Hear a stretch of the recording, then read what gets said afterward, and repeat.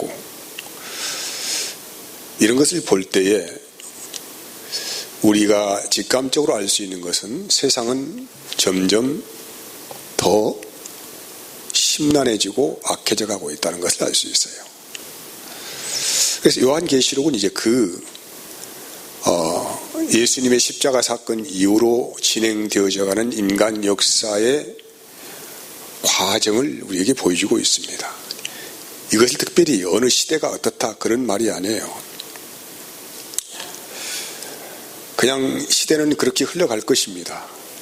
다만 그리스도인들은 이렇게 이 시대 안에 살아가면서 어떻게 살아갈 것인가에 대한 해답을 얻게 하는 말씀이라고 저는 생각을 합니다. 본문에 이제 우리가 12절부터 17절까지의 내용인데 여섯째 인이 떼어지잖아요. 여섯째 인을 떼신 이가 누구입니까? 예수님이시죠. 어린 양 대신 예수께서 여섯째 인을 떼니까 엄청난 일이 일어나고 있어요. 지진이 나고 달이 검어지고 또 별들이 떨어지고 또 섬들이 제자리에 옮겨지고 또 땅에 권세 있는 자들, 왕들, 또 왕족들, 장군들, 부자들, 여러 권세자들, 이들이 숨을 곳이 없어서 산과 바위에 숨어 들어가면서 제발 좀 어린 양의 진노에 우리가 숨게 해달라, 가려달라, 뭐 이렇게 사정을 하고 있는 모습을 볼 수 있어요. 이 계시록의 말씀은 그냥 상징적인 말씀이 아니에요. 실제적인 말씀이죠. 인간 역사 안에 일어나려는 실제적인 일들인데 이것이 어느 때에 일어난다는 얘기입니까? 우리가 현재 지금 살고 있는 이 때에 일어나고 있다는 것을 말씀하는 것입니다. 말세의 특징은 인간들이 자기의 정욕대로 살아간다고 하는 거예요. 베드로후서 3장 3절에 7절까지 말씀 보면은 먼저 이것을 알지니 말세에 조롱하는 자들이 와서 어떻게 살아갑니까? 네, 좀 떼어주세요. 말세에 조롱하는 자들이 와서 어떻게 살아가요? 자기 뭘 따라서? 정욕을 따라 행하며 조롱하여 이르되 주께서 강림하신다는 약속이 어디 있습니까? 합니다. 우리는 예수님께서 반드시 강림하신다고 믿고 있지 않습니까? 근데 이들은 이 말에 대해서 전혀 반응을 하지 않아요. 조상들이 잔으로부터 만물이 처음 창조될 때와 같이 그냥 있습니다. 그렇죠? 여러분 세상이 특별히 어떤 특별한 거 있습니까? 어제 보았던 하늘 오늘도 보고 있고 내일도 볼 것입니다. 그래서 우리는 현재도 살아가지만은 미래도 말할 수가 있어요. 왜? 세상의 모든 것은 그냥 그대로 흘러갈 것이라고 생각을 합니다. 그래서 이는 하늘의 옛적부터 있는 것과 땅이 물에서 나와 물로 성립된 것도 하나님의 말씀으로 된 것을 그들이 일부러 이지레함이로다. 이로 말미암아 이때에 세상은 물이 넘침으로 멸망하였으니 이제 하늘과 땅은 그 동일한 말씀으로 불사르기 위하여 보호하신 바 되어 경건하지 아니한 사람들의 심판과 멸망의 날까지 보존하여 두신 것이라고 그렇게 말씀해요. 노아 홍수 사건을 여러분 생각해 보시면은 노아 홍수 이전에 하나님께서는 이미 그 역사 안에서 계속적으로 경고를 하셨어요. 그리고 이제 그 노아 홍수의 때가 임박하자 노아에게 또 특별히 계시를 하시고 앞으로 되어질 일들에 대해서 말씀을 하시죠. 그때 사람들은 전혀 반응하지 않습니다. 그냥 시집가고 장가가고 자기 사업 일으키고 인생에 그냥 적절한 삶을 즐기고 이런 것에만 관심이 있을 뿐이지 하나님의 심판이 임박한다는 메시지는 그들은 전혀 듣지 않았어요. 여러분, 하나님의 심판이 임박한다는 말씀은 그냥 심판만 임박한다는 게 아니죠. 너희의 인생의 처음부터 마지막의 근원이 무엇인가에 대해 묻고 있는 거예요. 너희가 어디에서 나왔고 어디로 가는가에 대해서 우리에게 말씀하시는 거예요. 그래서 노아홍수 때 그렇게 여러 번 하나님께서 계시의 말씀하시고 심판이 도래할 것을 말씀하셨지만은 오직 누구만 반응했다? 노아만 반응했다. 모든 사람들이 자기 인생의 낙을 위하여 살아가죠. 근데 노아만 하나님의 말씀을 들었다는 말이죠. 그래서 부지런히 자기 가족들을 설득해서 노아의 방주를 지어나갔다. 이런 말입니다.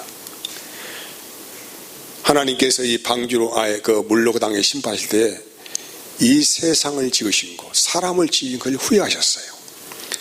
그리고 원래 인간은 언제부터 약하다? 어려서부터 악하다는 거예요. 악하니까 내가 더 이상 이 세상을 물로는 심판하지 않겠다고 하시면서 무슨 언약하셨습니까? 무지개 언약을 하시죠.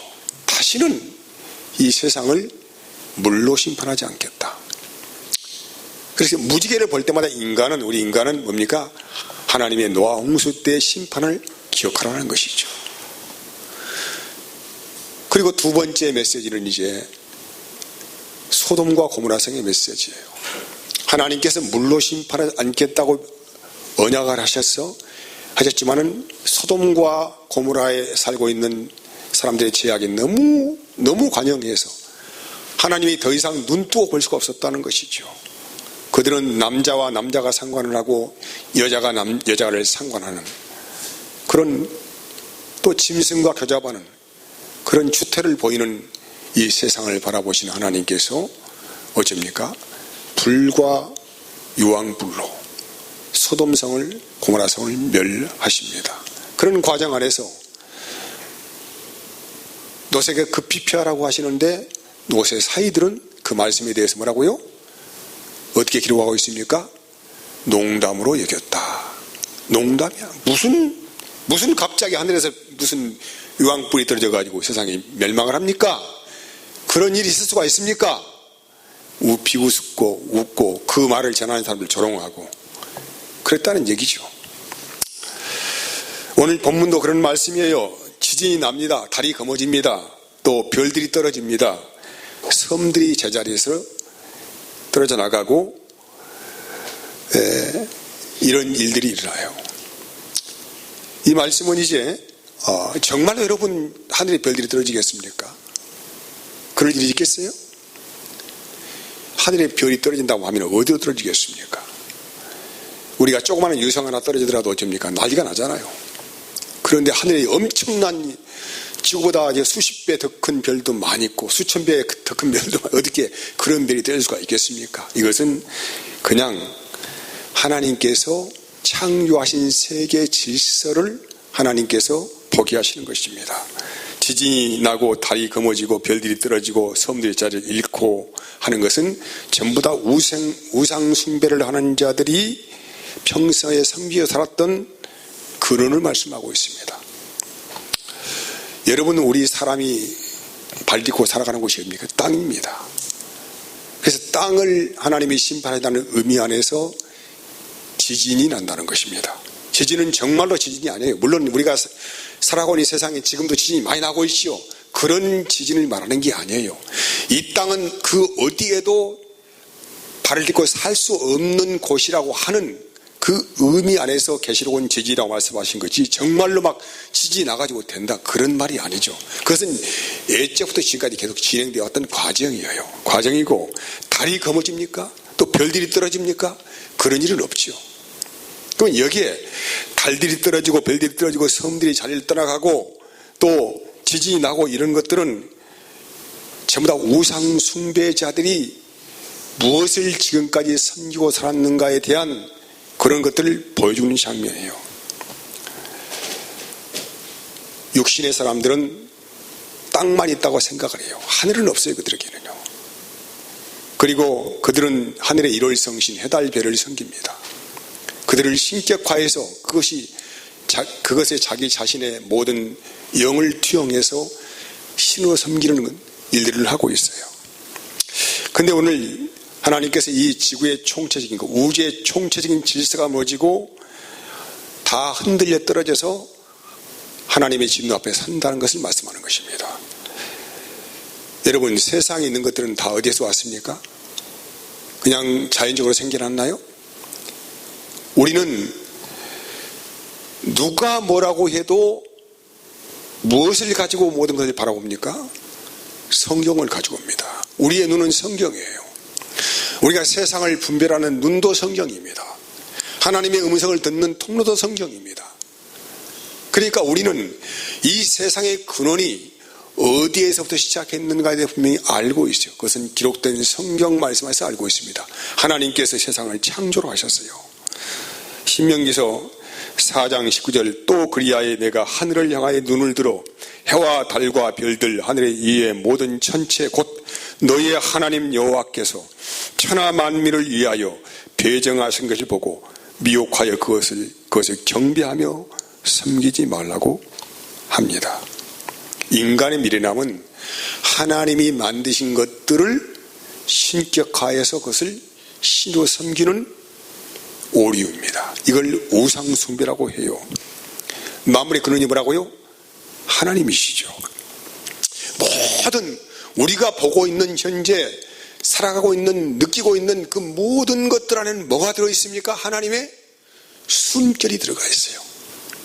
마치 이것은 토기장이가 자기의 온 영혼을 불어넣어서 토기를 만들어내듯이 하나님께서 이 우주 만물의 모든 것에 하나님 자신의 숨결을 집어넣었다.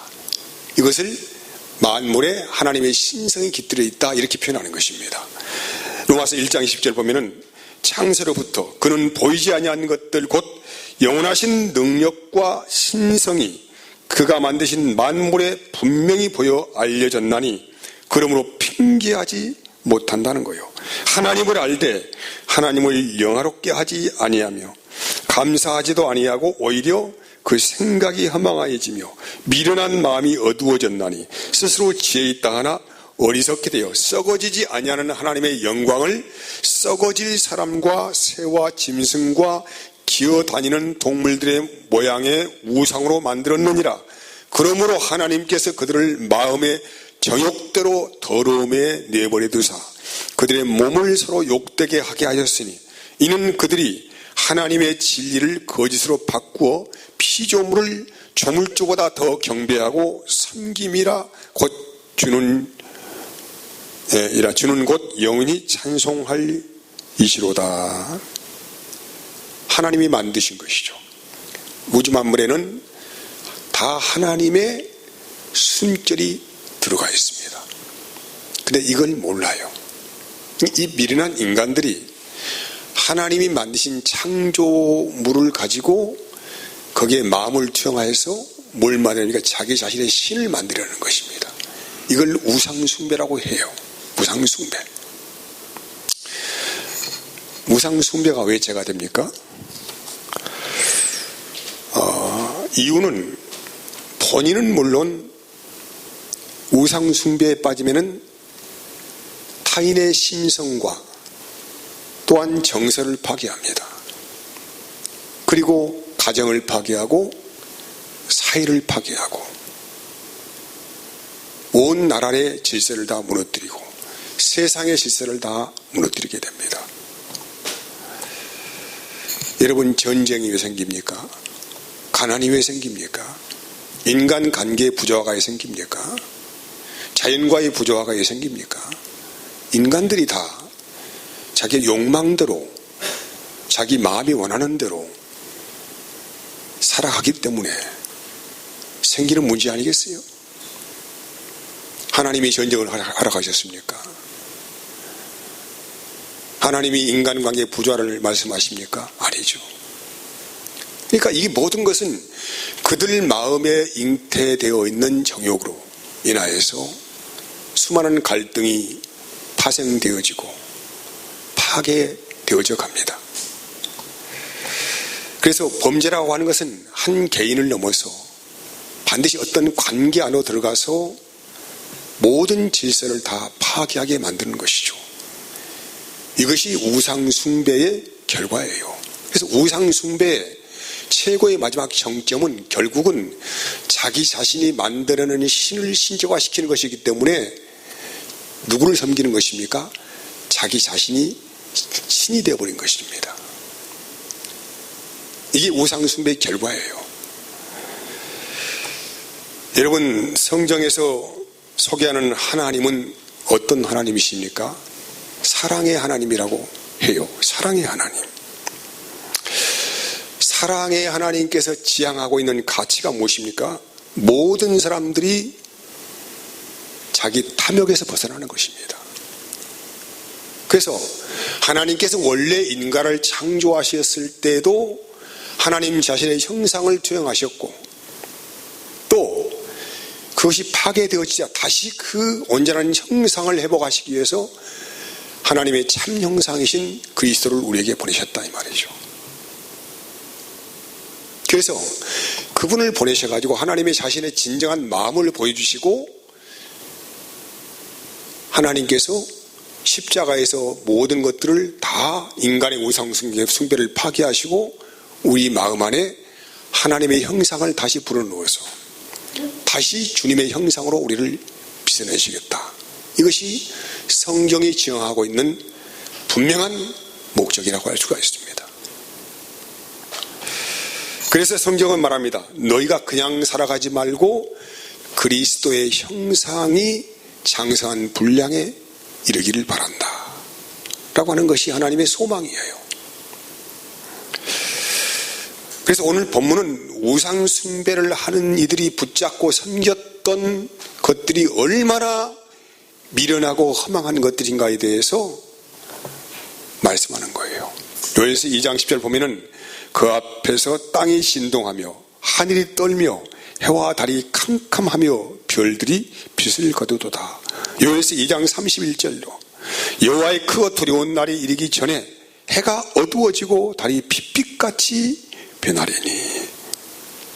여기서 여호와의 크고 두려운 날, 달이 핏빛같이 변하는 날. 아모스 선지자는 말합니다.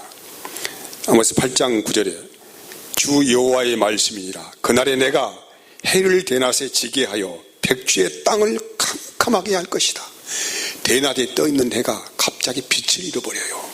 그런 일이 언제 일어났습니까, 여러분? 언제 일어났어요? 여러분 생각 언제 일어난 것 같아요? 지금부터 2000년 전에 예수님께 십자가에서 운명하실 때에 그런 일이 일어났습니다.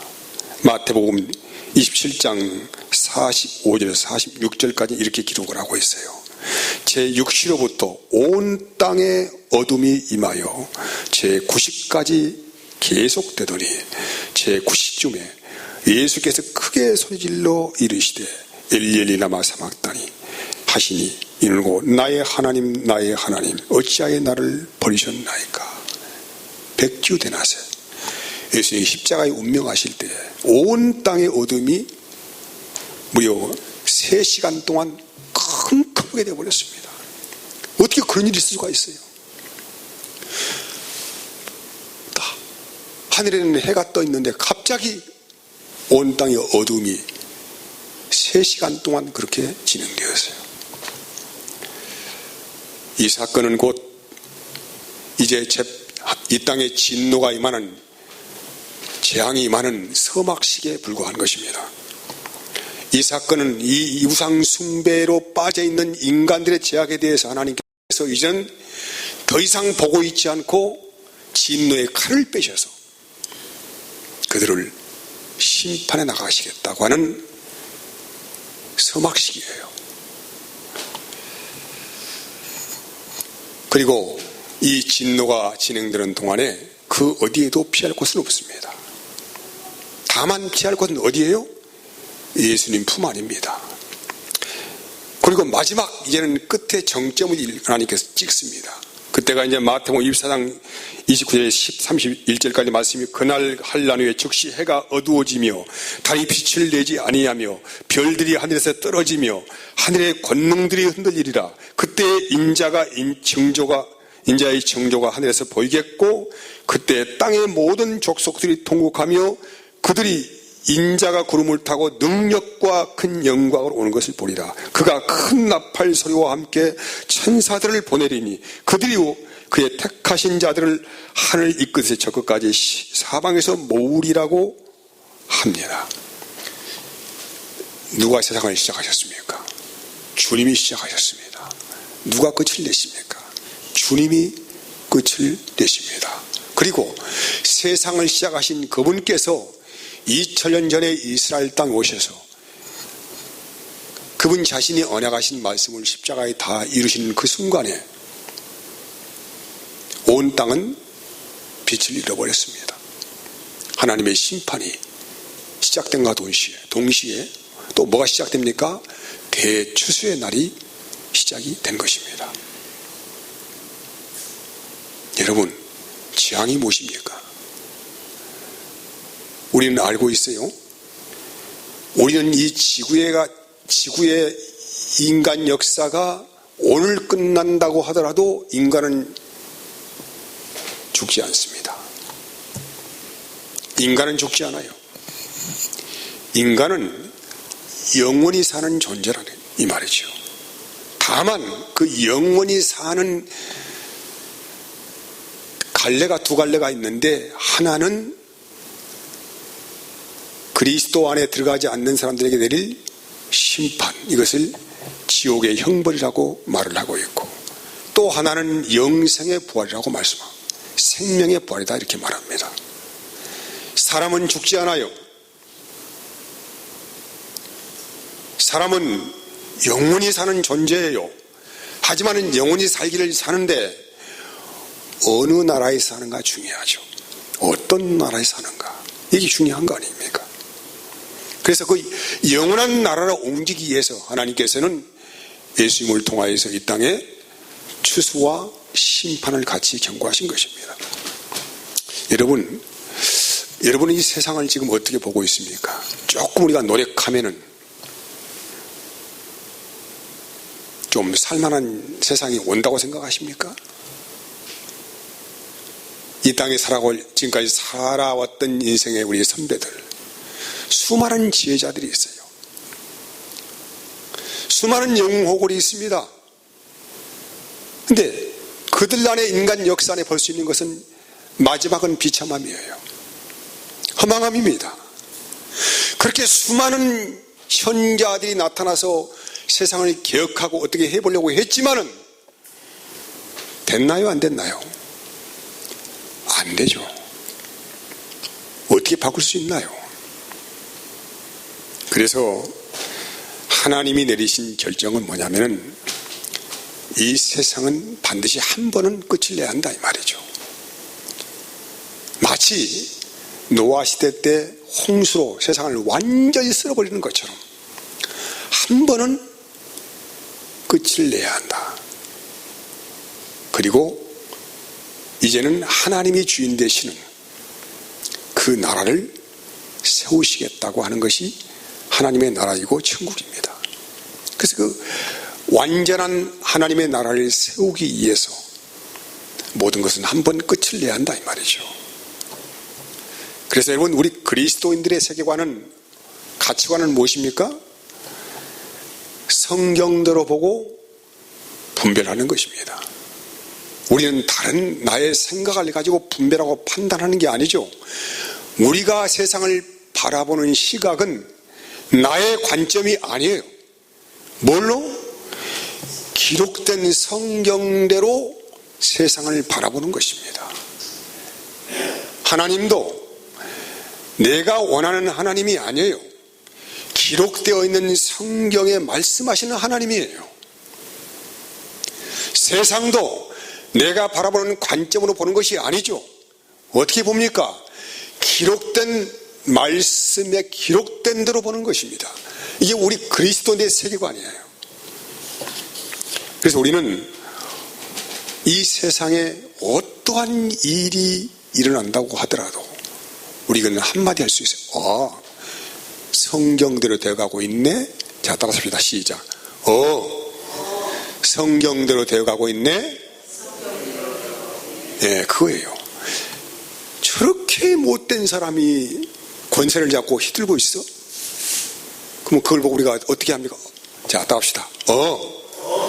성경대로 되어가고 있네?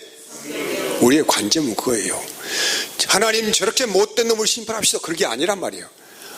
이미 그렇게 말씀했잖아요. 갈수록 더 재앙은 심각해져 간다. 악인이 득세하고 의인이 이해하지 못할 세상이란 말이죠.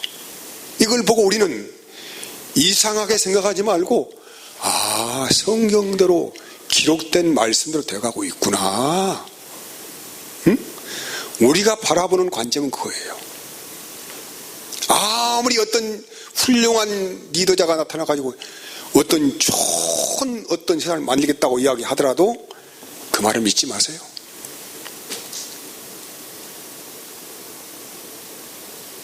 인간 세상에는 선이 없습니다. 그래서 어떤 사람이 어떤 기득권을 갖고 세상에 무슨 큰 전쟁이 나고 갑자기 북한이 쳐들어오고 이렇게 된다고 하더라도 우리는 뭐라고요?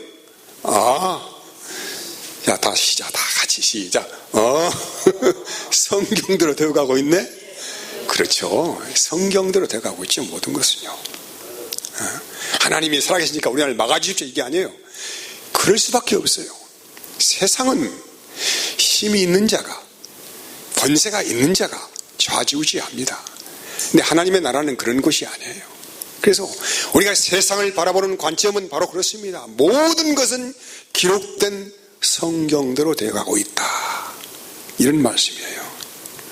하지만 이름에도 불구하고 이 시대가 아직도 소망이 있는 것은 무엇입니까? 하나님의 자비하심, 오래 참으심을 통하여서 복음이 신속히 현재 지금 땅끝까지 전해져 가고 있다 이 말이죠. 여기서 말하는 땅끝이라고 하는 것은 지리적인 땅끝을 말씀하는 게 아니에요. 하나님이 오래 참으시는 시간까지입니다.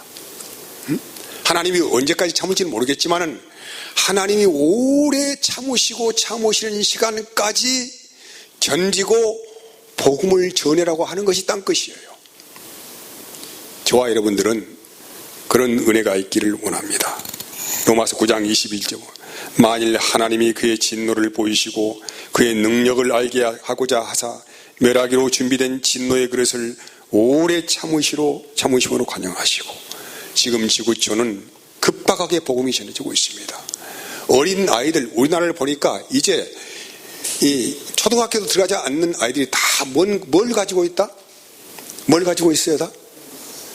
뭘 가지고 있어요? 가지고 있는 게 있어. 스마트폰 다 가지고 있어. 어디를 들어도 어떤지 메시지를 들을 수 있어요. 복음이 흘러나옵니다. 물론 그것도 잘 분별해 드려야겠지만은 어디를 들러도 자기가 원하면 다 들을 수 있는 채널이 다 열려 있어요. 그래서 핑계할 수 없습니다.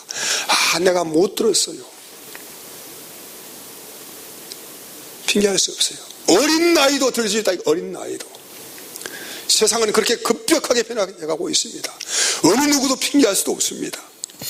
그래서 이 복음은 가면 갈수록 더 빠르고 신속하게 증거가 될 것입니다. 사람의 입을 통하여서 수많은 전도자를 통하여서 그렇게 급속하게 전해질 것입니다. 빠르게 전해진다. 급속하게 전해진다는 게 뭡니까? 곧 세상의 종말이 마지막 때가 정점이 왔다. 얼마 남지 않았다. 그래서 급박하게 지금 전해지시더라고 할 수가 있어요. 여러분, 우리가 그리스도인들은 세상을 바라보는 눈이 바뀌어져야 합니다. 우리가 직업을 가지고 성실하게 살아가는 것도 굉장히 좋은 일이고, 연애하고 결혼하고 사랑하고 아이 낳고 적절하게 삶을 살아가는 것도 좋은 일이에요. 하지만은 우리에게는 이 세상 사람들이 가히 만져보지도 못하고 보지도 못한 복음을 하나님께서 우리 가슴에 안겨주셨습니다. 예수님께서 마지막 사명자로 그 바톤을 우리에게 넘겨줬다 이 말이죠.